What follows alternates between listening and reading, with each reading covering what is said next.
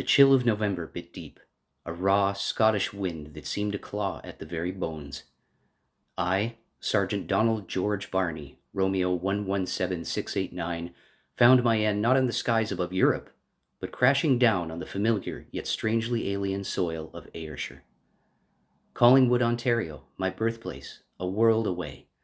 I can almost feel the crisp winter air, the scent of pine, and the bustling tourist town in the summer. Skiing, the limestone caves, all those memories, now fading. I never thought I'd end up here, so close to the sea, where the salt air mingled with the acrid smell of burning fuel.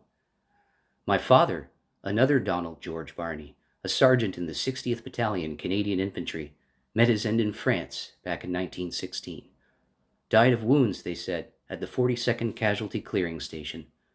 Buried in Aubigny. I never knew him, only the faded photographs and the stories my mother Alice told. Now, I've followed him into the cold embrace of death at just 26. At Hampton AE 379, they said.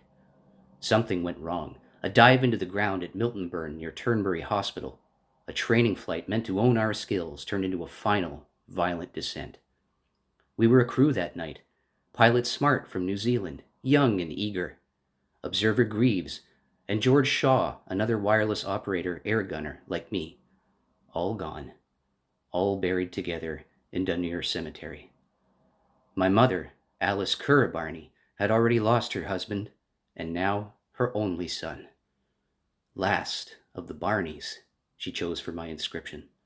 A simple, heartbreaking truth. I can only imagine her grief, the weight of losing everything.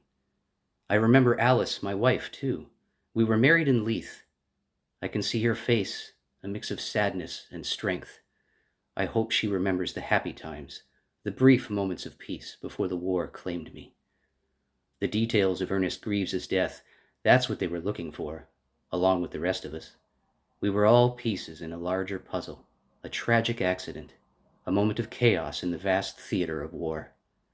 Now I lay here, beneath the Scottish soil, a son following his father into the silent company of the dead, the last of the Barnies, resting in a foreign land, a world away from the familiar comforts of home.